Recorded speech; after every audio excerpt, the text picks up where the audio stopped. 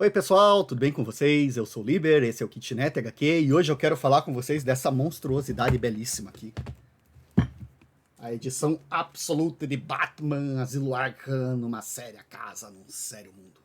Cara, a Panini lançou isso aqui agora, já tinha rolado lá fora, eu não fiquei sabendo, né? Eu não tava sabendo que tinha lançado uma edição assim, né?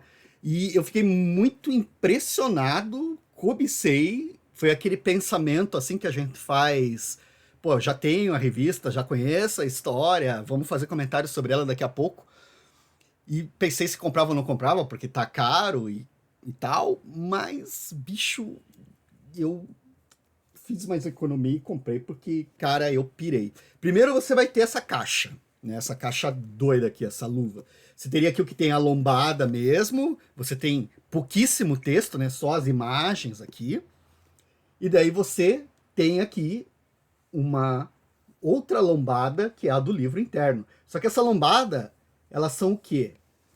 Elas são a pilha de cartas de tarô. Porque o que a gente vai ter é que o layout dessa capa, né, dá para perceber bem assim, é como se fosse o layout de uma carta de tarô. O Asilo Arkham, uma das influências que ele teve era justamente o tarô de Thoth, né? Que é o tarô que o Aleister Crowley desenvolveu junto com a Lady Frieda Harris, né? Lá por 1940, 1945. Que são as 78 cartas do tarô, se não me engano, né? E, putz, é muito bacana, é um visual muito legal. As imagens, as lâminas são muito lindas, assim. E o Aleister Crowley, né, como vocês sabem, foi um mago do começo do século XX, né? Ele marcou muito a cultura pop, ele tá lá na capa dos Beatles, o Sgt. Heart, como é que é? Sgt. Pepper's Lonely Heart, né? Ele tá lá no encarte e tal, é um cara que é bem conhecido. E ele inclusive participa da história do Asilo Arkham, né? Como a gente vai ver depois. E esse visual do livro lembra essa carta tanto aqui na fachada, no layout, né? Que seria como se fosse um arcano do baralho, quanto a parte de trás. A parte de trás da carta do Crowley, a gente tem essa rosa cruz aqui, e aqui você vai ter um redesign que o Dave McKean fez. Confundi com o Neil Gaiman, porque o Dave McKean é o artista, o desenhista dessa história aqui, né? As imagens que ele produziu para Asilo Arkham são impressionantes. Essa é outra característica desse livro que me chamou a atenção. Ele é muito maior. Aqui vocês têm para comparar, só o tamanho. Essa aqui é a minha edição original que eu comprei em 1990 de Asilo Arkham, né? Que inclusive ela está se desmanchando, né? E veja a diferença de tamanho entre um e outro, assim, né? O papel aqui é excelente. O tratamento gráfico, né, o projeto gráfico foi feito pelo estúdio 313. Exatamente, Estúdio 313. Parabéns pra galera do 313, porque adaptar o Asilo Arkham é complicado, não só pela questão gráfica das imagens, mas também, principalmente, pelo letreiramento, que ele tem todo um letreiramento muito especial, muito próprio. Cada personagem tem uma forma de lettering que corresponde à interpretação que a história está fazendo dele. Então é tudo muito específico, as formas, o desenho de letras. E já teve uma edição anterior da Panini, que eu até escrevi uma resenha para o Universo HQ, que teve um letreiramento muito infeliz, né? Eram imagens, o pessoal não caprichou na letra. Mas aqui, 313 Estúdio, parabéns, assim que tá um livraço. O próprio Dave McKean, essa edição, nós vamos ter, além da história principal, os extras do Dave McKean, né? E ele escreve, essa é acho que é a primeira edição que aparece em anos que tem um texto do Dave McKean comentando. O Dave McKean era o capista do Sandman, fazia as capas do Sandman, fez de toda a série que eu me lembro, assim, né? Do 0 ao 70, do número 1 ao 75 de Sandman foi ele que fez, de muitos especiais, muitos spin-offs de Sandman, ele fez as capas, né? E aqui ele fez também a Orquídea Negra e esse Asilo Arkham, na época.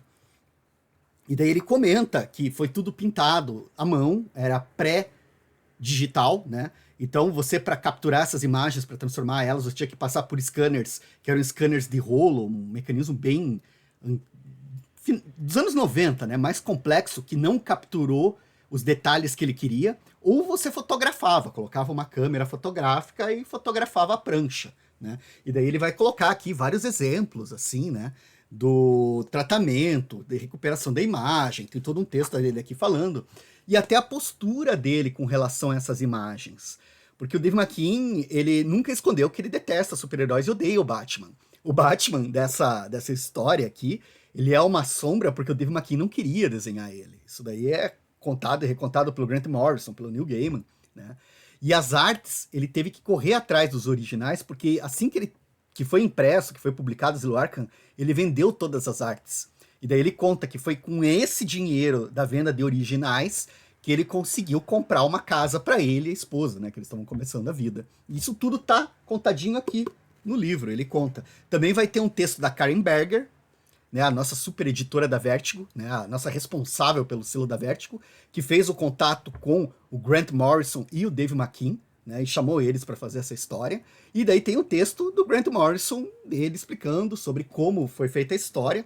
Aí eu acho muito bacana que é um prenúncio também para o roteiro. E você tem todo um acabamento especial de papel aqui de luxo, né, super bacana, com a história, com as artes, e daí quando entra o roteiro, vem um papel offset, né? Não é brilhoso, e ele combina muito bem com essa letra datilografada, e daí tem comentários do Grant Morrison aqui, aí ele explicando que nas versões originais tinha o Robin na história, daí ele tirou o Robin porque o Dave McKean falou que não ia desenhar o Robin de jeito nenhum, e daí a gente vai vendo o quanto o Dave McKean foi influenciando a história, né? O roteiro se você pega as descrições do Grant Morrison são bacanas, mas quando você pega as páginas do Dave McKean, né?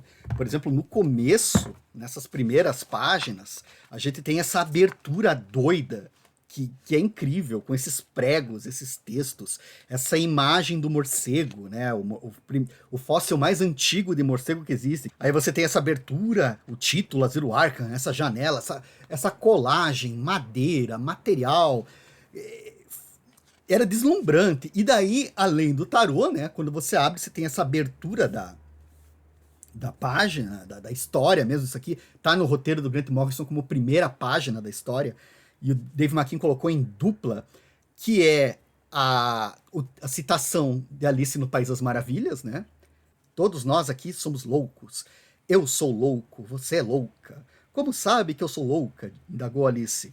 Deve ser, disse o gato, ou não teria vindo aqui. Né? Lewis Carroll, né? Alice no País das Maravilhas. Aqui estão as influências, daí do lado tem a descrição que tá no roteiro do Grant Morrison, né? O telhado da casa do Amadeus Arkham com duas chaminés e a lua refletida no telhado molhado, e daí toda uma alusão com a carta da lua, do tarô, que aparece várias vezes ao longo da história, que define a jornada, né? A carta da lua é a jornada pela escuridão, é o medo, é o contemplar, o passar pelo subconsciente, por todas as sombras e escuridão que a gente tem. E ele usa esses conceitos que são bem legais. Mas primeiro eu quero falar dessa questão do design do Dave McKean. Então a gente tem essas páginas de abertura, e daí começa a história. Quando você vira essa introdução, essa carta da lua, essa citação de Alice, você vai ter a primeira trama, que é a história de Amadeus Arkham, o cara que vai abrir o Asilo Arkham, que vai fundar o Asilo Arkham, um médico psiquiatra, né? Em 1901, ele tá passando pelos corredores da mansão da família dele, e daí a gente descobre que a mãe dele é doente, ela estava comendo escaravelhos, e daí o jovem, o pequeno Amadeus vai falar que anos depois ele entendeu que o escaravelho era o significado do renascimento.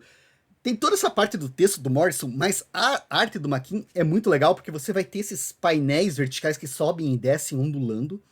Você tem ao fundo a base, a fachada da casa, essas janelas, essa colagem de janelas que vai se repetindo. E ao fundo você vai vendo como ele vai avançando, e é uma história que avança na horizontal. Você tem essa fileira de quadros que vai oscilando, dançando, né? E daí esse fundo que tem as janelas, e daí ele começa de repente a virar um desenho arquitetônico, enquanto os quadros continuam dançando. Amadeus encontra sua mãe, ela sai um monte de besouros vivos da boca, né? Ela estava se alimentando de besouros vivos, ele entra em choque, a xícara cai, a xícara é feita com fotografia, desfoque, então a gente tem aí as colagens, o uso de diversas linguagens, e lá no fundo O desenho arquitetônico que daí cede espaço para mecanismos de um relógio. E quando a gente vira a página de novo, você vai ter daí a outra trama. Gotham City hoje, aí você tem uma mistura de tempos que eu acho muito legal. Você vai ter um momento em que o Batman está entrando na Asilo Arkham e um momento antes dele entrar na Asilo Arkham, que ele chegando na delegacia lá com o Gordon e sabendo que tinha tido um motim, né? E tal. E o jeito que o Maquin monta essas faixas horizontais é muito bacana. Enquanto que o Amadeus são aqueles fundos e essas imagens dançando, o Batman já está em estruturas que dividem rigidamente as páginas em grades. E você vai ter esse acompanhamento dos momentos, né? E por aí vai. Volta para o Asilo Arkham, volta para a história de Amadeus, anos depois, ele já adulto, voltando para a mansão, né? Aí ele... Pô, muito bonita essa tela verde aqui, ele chegando na mansão, a folhagem e tal, ele abrindo a porta. Aí tem os desenhos do Maquin. Ele mesmo, o próprio Dave Maquin, nessa edição, comenta que ele não sabia o quanto ele era influenciado pelo Bill Sienkiewicz. E tem muita coisa aqui de Bill Sienkiewicz, assim, é muito legal. E, de novo, ao fundo, e um fundo que chama atenção, as engrenagens, os ponteiros desse relógio, dessa máquina, esse pêndulo, né? E a gente vai acompanhando a história com esse visual alucinante. 10. Aí entra outra questão. Esse álbum aqui, esse aqui, digamos assim, o Asilo Arkham original, essa edição aqui da Editora Abril foi lançada aqui no Brasil em dezembro de 1990. Então eu comprei na época na banca. Em 89 tinha saído o filme do Batman pelo Tim Burton, lá com Michael Keaton, Jack Nicholson.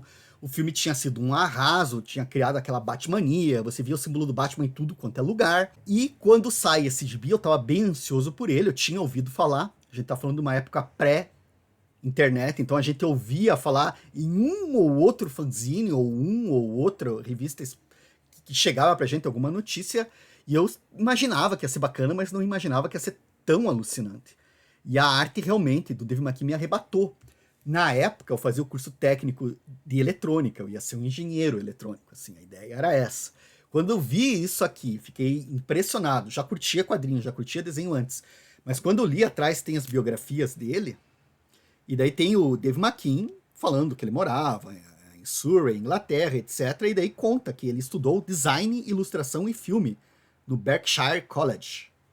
E daí eu fiquei, cara, dá para estudar design, isso pode ser uma profissão e tal. Foi aqui que eu comecei a me ligar, me troquei de eletrônica para design, e hoje eu sou professor do curso de design, e adoro ilustração, e tenho mestrado e doutorado em cima de histórias em quadrinho, então isso aqui, pelo Dave Maquin, me ajudou, me influenciou muito, assim, que nem o esquema fala do Cavaleiro das Trevas para ele, para mim, o Asilo Arkham foi. Mas me diz uma coisa, é maravilhoso, é fenomenal, é incrível, é a melhor história de todos os tempos? Aí entra as minhas rusgas com o jovem Grant Morrison. O Grant Morrison, na época, estava trabalhando no Homem Animal, que é show de bola, firmeza, Patrulha do Destino, sensacional, né?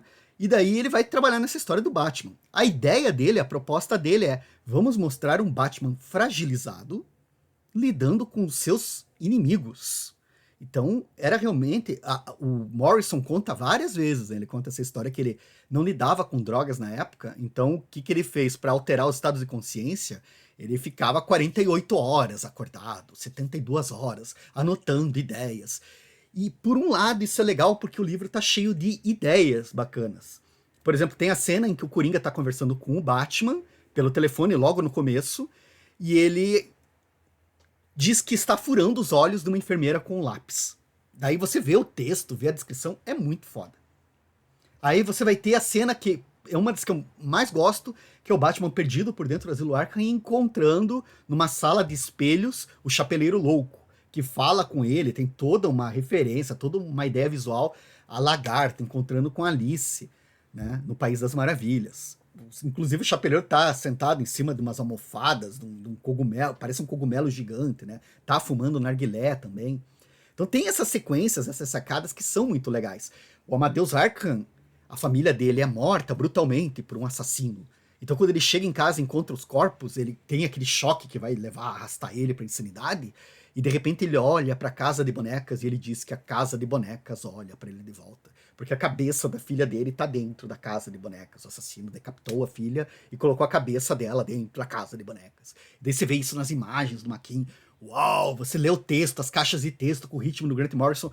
Uau, cara, são cenas legais, são ideias legais. Mas, no todo, é foda. Porque, por exemplo, o Batman, no começo, quando o Coringa fala que quer que ele vá lá pro Asilo Arkham com eles, o Batman fala, e se eu não for? Porque ele está com medo, ele está inseguro. E daí eu, velho, mesmo que você esteja inseguro, o cara tá com um refém. Como assim você fala, se eu não for, o que você faz? Daí o cara fura os olhos da menina. Depois você vai descobrir que não era, que ele não tinha furado, que era uma brincadeira de 1º de abril. Mas ainda assim, que tipo de garoteada é essa que você fala que não vai? Como assim você não vai? Né? Aí depois, mesma coisa. Você vai ter o Batman, Coringa lá, no meio do asilo, o Coringa fala, corra Batman que a gente vai brincar e pega, esconde com você aí, nós vamos te encontrar e te matamos dele. Eu não vou, não recebo ordens suas. E daí o Coringa mete um balaço na cabeça de um dos guardas que tava ali de refém.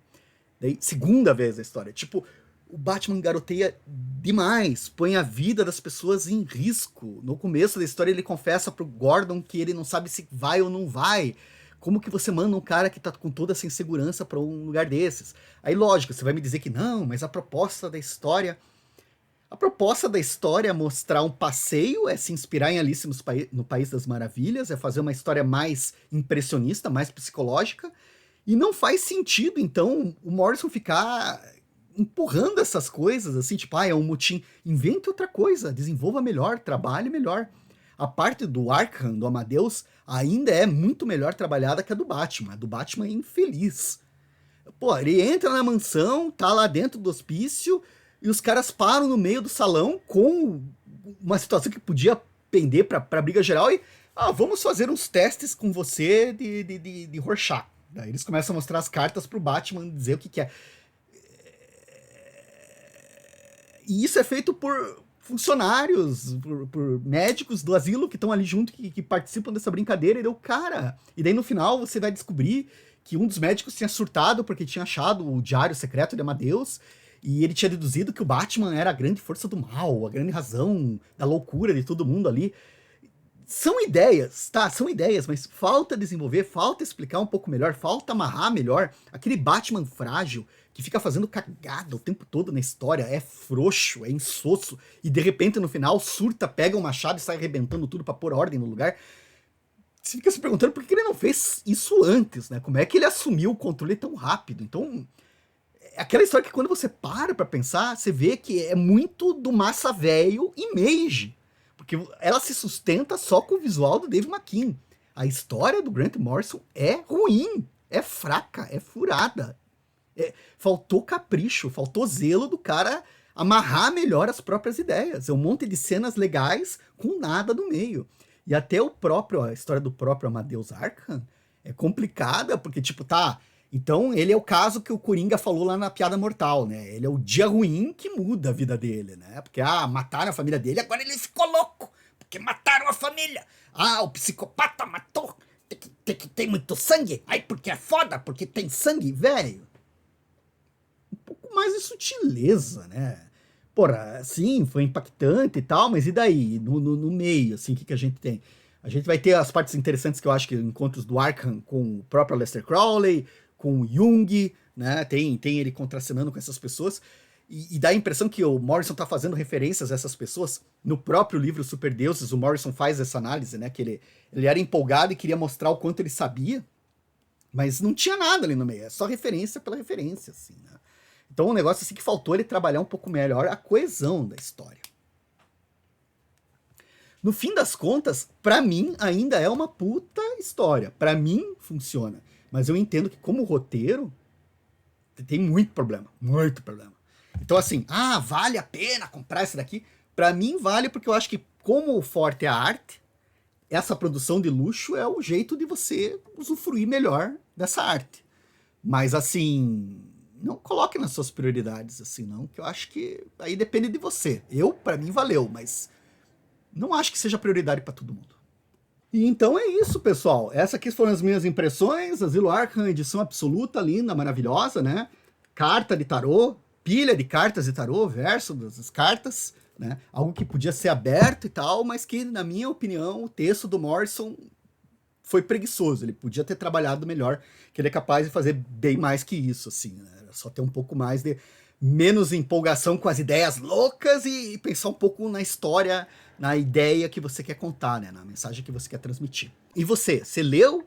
Curtiu Asilo Arkham? O que você acha? Quer deixar para nós a sua opinião aqui nos comentários? Aproveita e, se quiser, deixa uma curtida para nós. Se você está vindo aqui pela primeira vez, seja bem-vindo, seja bem-vinda. Assine o nosso canal, nos acompanhe. Muito obrigado pela sua audiência, muito obrigado pela sua atenção. E vamos nos falando, pessoal. Até a próxima.